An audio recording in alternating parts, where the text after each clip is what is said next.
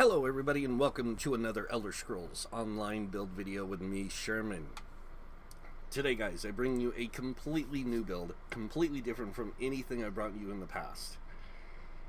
It is very unique and very fun to play. It is the Mage of Light. This build is based on one of the most iconic characters in literature, fantasy literature ever. And I'm not kidding that. This guy introduced many people to the idea of magic in fantasy. And that is Gandalf the White. Or Gandalf the Grey, whichever you choose. But this is based on Gandalf the White. So as you can see, the Mage of Light is a Templar. We are an Imperial Templar. And a lot of people are going to say, why did you choose an Imperial over a, High Elf or a Breton or something like that? And it really comes down to the idea of how do you introduce a character like Gandalf into the world of Tamriel, but not make it Gandalf. The Imperial race itself is one of the oldest races besides the Nords in Tamriel, so I really felt it played into that kind of theme. And also on top of that, Imperials are usually the ruling race over men most of the time throughout the lore. So it would be understandable for them to have powerful mages who back them up or help guide them in their decision making and stuff. So that's where this comes from. As you can see, 64 points in a Magicka gives us 32k Magicka, 22k health, 17k stamina. And I'm going to say this now, I don't think those stats are right. I think there is a bug on the PTS with stats because they fluctuate. So just understand this might not be accurate, but it still works regardless. Again, moving on now to the recoveries. We have 1367 mag.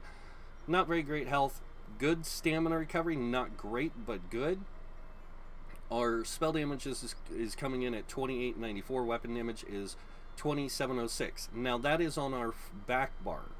When we swap to our front bar, it goes to 31116 and 2928.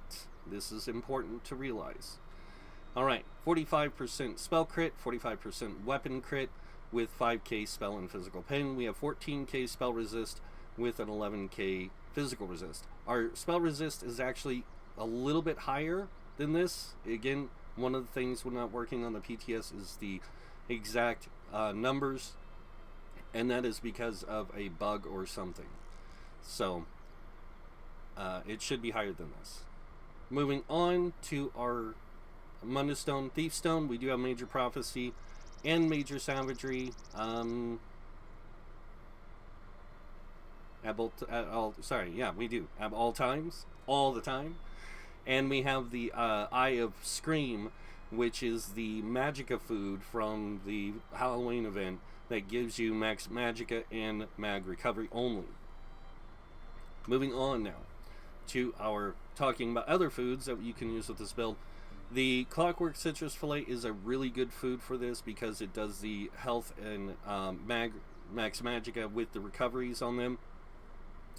The Witch Mother's Potent Brew is a really good one. It gives you the max Magicka, max health, and mag recovery, and it lasts 2.5 hours. And then we have the banana, the Mistral Banana Bunny Hash, which is max health and max Magicka, and it gives you a lot more.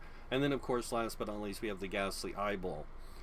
The Spell Power Pot is going to be the better option for this build, and along with Tri-Power, also really good for this. Alright, now let's take a look at this build, because this build plays a lot different than other builds. We don't use a two-handed weapon or dual wield on the front bar.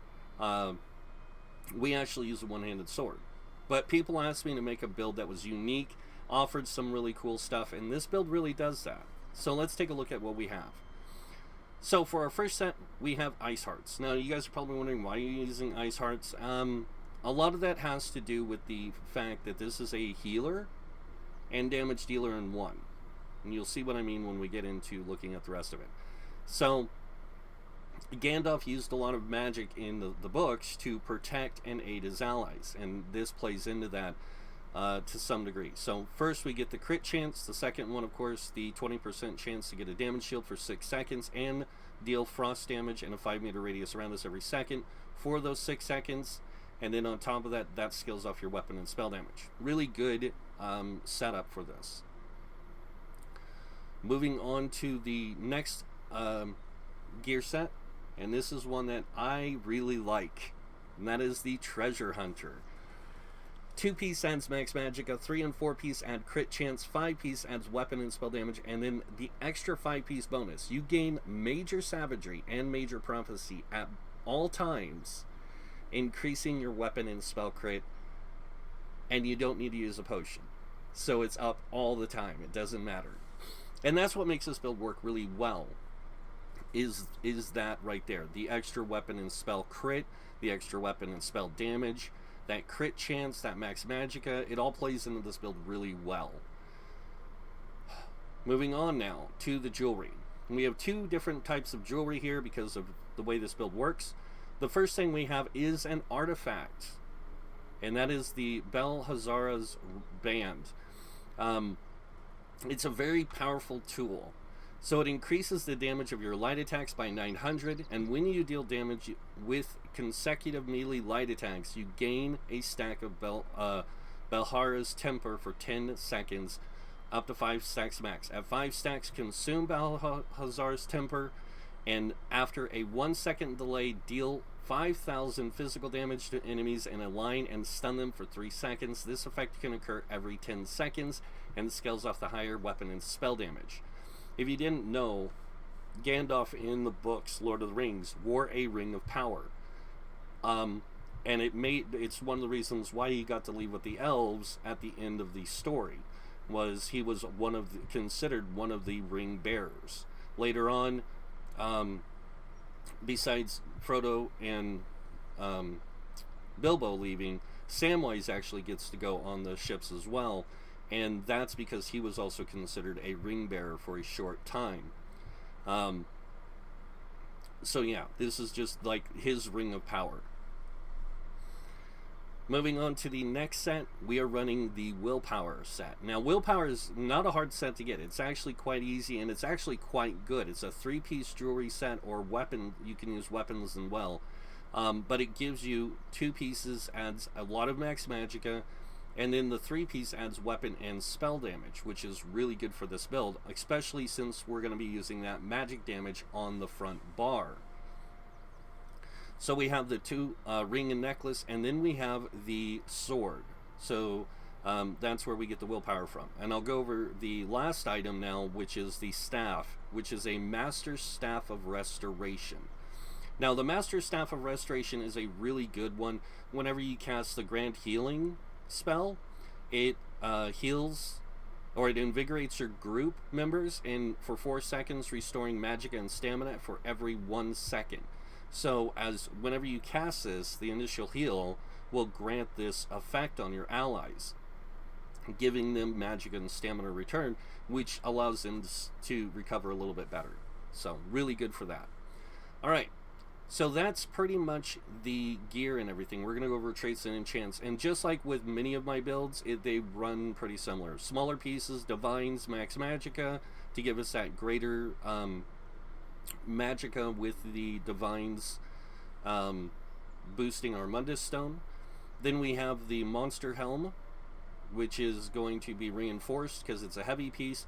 The rest of the pieces are, the shoulder is medium, the rest of it's all light. So, but yeah, works out really well. Reinforced is going to give you a little bit higher resistance, make you more survivable. Then on the other big pieces, Trirune with the Invigorating, this is going to make your mag recovery and stam recovery a little bit better. You can go all divines if you want to, but just remember your mag recovery is going to get really low. And then onto the jewelry, we have the 2 rings, Trirune, both with spell damage on, or this is supposed to have spell damage on it. I don't know why it doesn't, because I literally made the enchant and put it on there. But yeah, 2 tri-rings, you want to go with a mag recovery on the ring, or not mag recovery, spell damage on both the rings. And then on the necklace, we have a try recovery, and there's a reason for that, and I'll get to that in a minute. But that plays really well into it as well.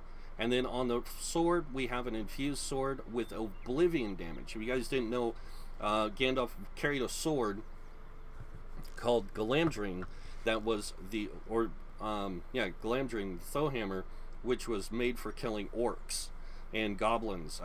It had the bane of those on him, and it was made for killing them. So really good weapon, but we don't have that here, so we have the oblivion damage on it, which makes it even more powerful. And then, of course, the restoration staff infused with the magic damage with the mag recovery. That really helps with the heavy attacks on this. It just helps your resources come in that much better. So, another thing I do want to point out that you can do with this is if you use tri-stat food, you can still play this build really well, but you lose the ability to boost the... boost a few other things, but tri-stat food works out really well. I'm going to go ahead and grab it out of the food box, the tester's lunchbox, just to show you what it looks like and how it would work. Alright, and really it's up to the player. So your stats actually go to 22k, 27, and 30. This just gives you, like I said, that really good overall balance of stats. It does make your mag recovery a little bit lower, which means you need to heavy attack more with your resto staff, but it still works out really well. Yes, we are using resto staff, so it works out really well with the way this all plays together. So it's really up to the player what kind of food they want to use in this build. Now, going over the skills we use, starting with talking about skills. So I always tell people, unlock as many skills as you can. The more skills you have access to, the more powerful your character becomes, because then you're more open to situational play, to where you can use skills in a lot of different situations, whether it's PvE or PvP. So, moving on now to what we have on the bar. Starting with our first ability, we have Puncturing Sweeps. Now this deals magic damage and magic damage to all other enemies. So really good damage, kind of area of effect skill, and it increases for each strike. It reduces the movement speed of your enemies by 40% for 1 second, and you heal for 40% of the damage done. This allows you to stay in the fight more effectively. Next skill we have is Reflective Light. Really great AoE burst kind of flame damage skill. You throw out multiple orbs, they can hit multiple targets, deals flame damage up front, deals damage over time, reduces movement speed, and it gives you Major Prophecy, which you don't need because you already have it all the time. Next up we have Luminous Shards. Really great skill, deals magic damage over so many seconds, and it's also a synergy that people can use to restore magicka and stamina. So really, really good for that. Next ability we have is Solar Barrage. This is an area of effect ability of damage around you. It deals magic damage every 2 seconds for 10 seconds, and while the ability is active, you gain Empower, increasing the damage of your light and heavy attacks by 40%. Now remember that ring we have. That plays into this very well. So that's going to increase our light and heavy attacks with that sword by quite a bit. Next up we have Radiant Oppression. This one basically is a beam of light that you shoot at an enemy, dealing magic damage, and deals up to 500% more damage to enemies below 50% health. This is what I would like to call You Shall Not Pass skill. Next skill we have is the Solar Disturbance. This is a really great skill. It drops an area of effect damage that deals damage every second for 10 seconds to enemies in the area, applying major maim to them, reducing their damage done by 10%, and it's also a synergy that your allies can activate, dealing magic damage to all enemies in the area and stunning them. Moving on to back bar, our healing / mixed damage bar. So starting off, we of course have the Healing Springs. This one does a heal and a heal over time, and then it restores 30 magicka each time an ally is healed. But it also gives your group that those resources back. So really good for that. Next one we have is Ritual of Retribution. Now this isn't a heal or an AoE heal or anything like that. This is a damage over time area of effect. It deals damage to enemies who are in the area. It's a 12-meter radius that lasts 12 seconds. And the damage scales higher by 5% per tick. On top of that, it's also a synergy that cleanses all harmful effects from the ally or the person who activates the synergy and gives them health. This ability scales off your highest defensive stats. So, spell damage and that. Really good. Next skill we have is Purifying Light. This is another great damage heal ability. You basically cast a beam of light on an enemy, marking them basically. Any damage done to them by you or anybody else stacks. And then once that finished stacking and the spell dissipates after the 6 seconds, they will take up to 10,027 damage. And then when the effect ends, a pool of sunlight remains attached to the enemy, healing you and nearby allies for 2,000 health every 2 seconds for 6 seconds. Really great. Next up, we also have Siphon Spirit. This puts minor life steal and minor magicka steal on the enemies. Any damage done to them gives magicka back, but also gives health back.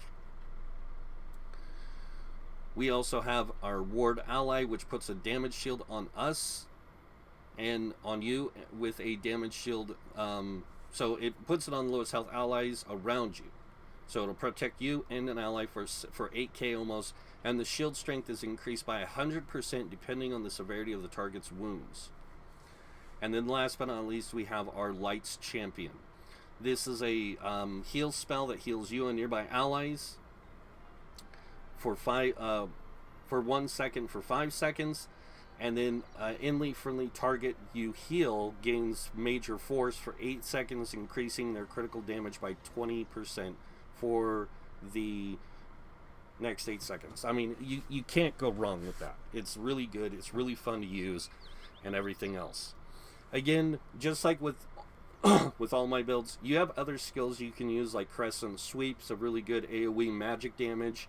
You have the Aurora Javelin, another great knockback Spear of Light kind of thing. And then you have Radiant Ward, which is a damage shield that you can apply to yourself, which does absorbs damage, and then any nearby enemies near you, when you activate it, take damage, and each enemy hit with that also increases the shield strength by another 9%. Dawn's Wraith has a lot of good abilities, like Living Dark is another one, but we use a lot of these abilities, and it's a good thing that we do use a lot of these abilities because of other factors. Things like Prism, where casting a Dawn's Wraith ability while in combat generates 3 ultimate. It can happen every 6 seconds. We have Enduring Light, which increases the duration of each of these abilities by 2 seconds, so we're using most of them.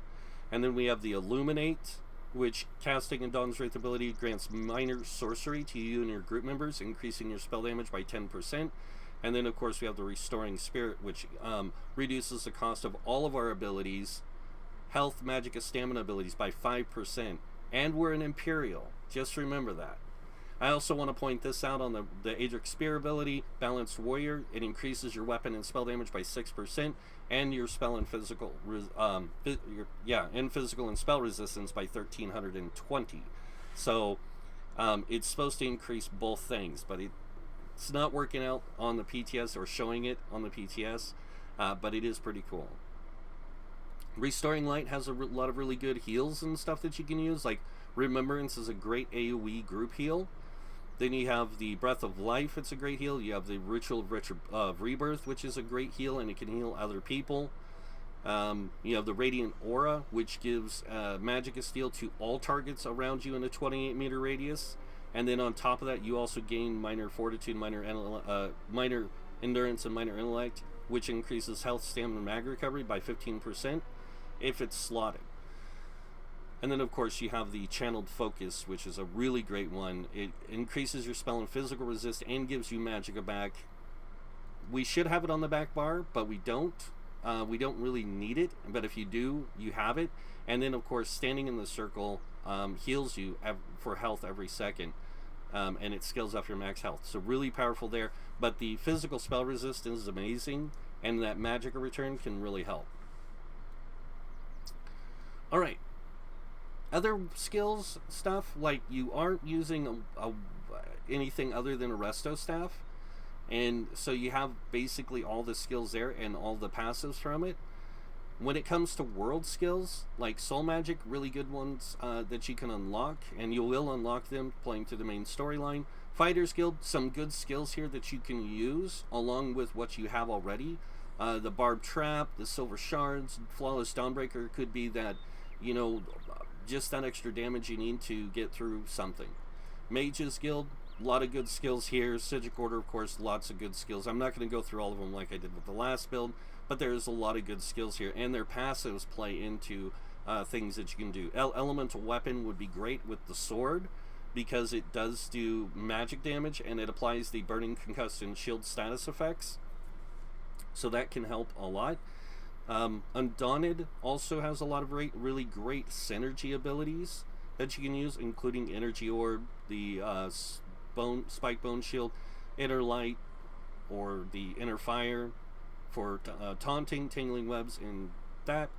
Alliance War, some really good skills. Aggressive Horn, which is something you can have on the back bar or on the front bar if you want. Echoing Vigor, the Razor Caltrops on the support side. Reviving Barrier, great skill, great crap button. Cleanse is a great removal of negative effects, and then of course Mystic Guard.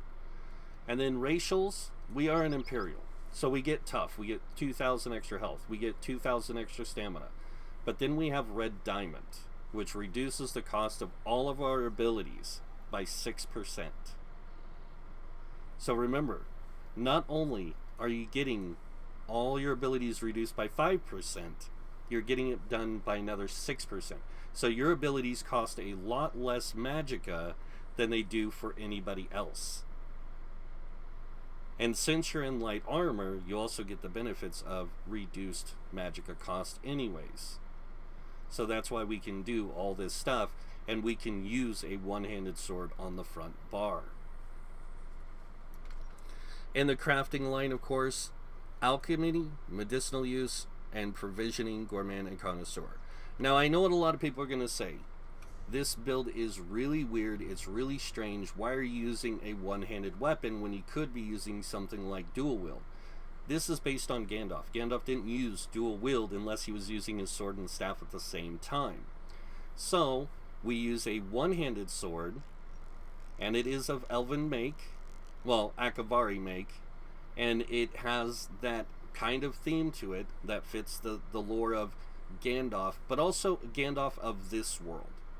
And I really think that it plays well into that whole premise of, like, you've got the Ring of Power, and it does some really good stuff for you whenever you deal consecutive light attacks, which you can do, by the way. And it plays into it really well, because you're going to be doing light attacks, as you can see. And you can see that, boom, all of a sudden, you get that Ring of Power charge. And it works out really well. And anytime you hit the enemy, you're also getting a chance of popping that enchant, which doesn't seem to be going off at all. Could be another bug on the PTS, but you can see the horns appearing on my head. There we go, there's the enchant. It procced finally. Bam. And it works out really well. Not only does it work out with that, but it also works out with the staff, which, by the way, thank you to the devs for putting Gandalf's staff in the game. It's amazing.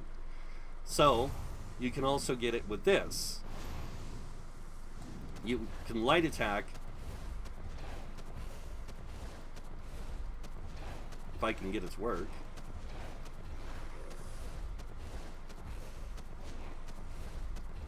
But it should work with the light attack on the staff as well. But for some reason, again, a lot of buggy things on the PTS as of late. I hope the devs realize that people are showing stuff from the PTS. They can't really do that if things are broken. Another thing I want to show is I want to show what this build looks like when it's fully statted out. So if you are playing in a group that has Warhorn, and you have a Warden in the group, giving you health and all that, or just a really good group dynamic, this is what your stats will look like when you're playing. So you're going to have really good mag recovery, really good stam recovery. On top of that, you're going to have decent spell damage with this. And then on top of it, if you have a potion going, you get increased spell damage. So your spells do even more damage and more healing, and you get greater healing effect from your heals. So overall, this build is just a powerhouse. And if you're wondering how the rotation looks, it's a 1-bar rotation if you want it to be, or it can be a 2-bar rotation. So 1 bar is going to be biting jabs, light attack, the spell, light attack, the spear shards, if I can get it to go off, light attack, solar barrage, light attack again. What you're going to want to do is get the minotaur to spawn. So you're going to do biting jabs, light attack, solar attack, light attack, spears, light attack, barrage, light attack, and then get the bowl to go off, then beam them. And that's how you're going to do your rotation if you're playing with just 1 bar. If you're playing with both bars, putting down this first, along with Purifying Light and the AoE, popping the thing on him, and then just going through and doing this. You know, kind of the same rotation, but also making sure you have a potion up, because your potion is going to give you a lot higher mag recovery, and it's going to allow you to stay in the fight a lot longer. When you're in a group and you have synergies coming in, man, it's even better. So remember all this stuff. You want to make sure that you keep a lot of it applied, and negative effects, all that kind of thing. It works out really well, and this build is fun to play. I have done some tinkering with it, where I've taken it out in the world. I've played a few delves. I played some places in Craglorn. In Craglorn, this thing is a beast. But overall, it's just a fun build to play. And if you are using the skill from the class line under Restoring Light, the Channeled Focus, this makes you even more powerful with not only healing, but also with your damage, or with your survivability. It makes you more powerful with that, but it also gives you that resource return, which lets you stay in the fight a little bit longer and a little bit more effectively. So if you have this down, you will get the extra mag recovery. So on top of what you already have going on, it just makes it that much easier for you to sustain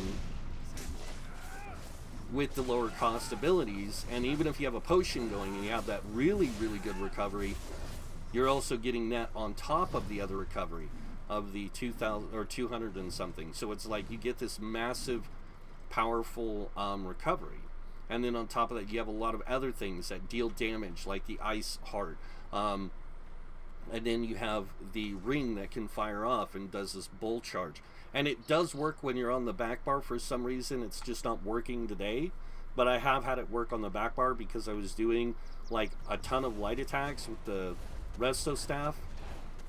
And it would make that bull go off and just fly down the pathway and destroy things. It's really cool. It's a really fun build. Again, something that's really near and dear to me because I'm a huge fan of the Lord of the Rings series, and yeah, it's really cool. So, but that's pretty much it. That is the Mage Light, the Mage of Light build. I hope you guys like it. If you find it interesting, try it out. Give it a go. You might have fun with it. You never know.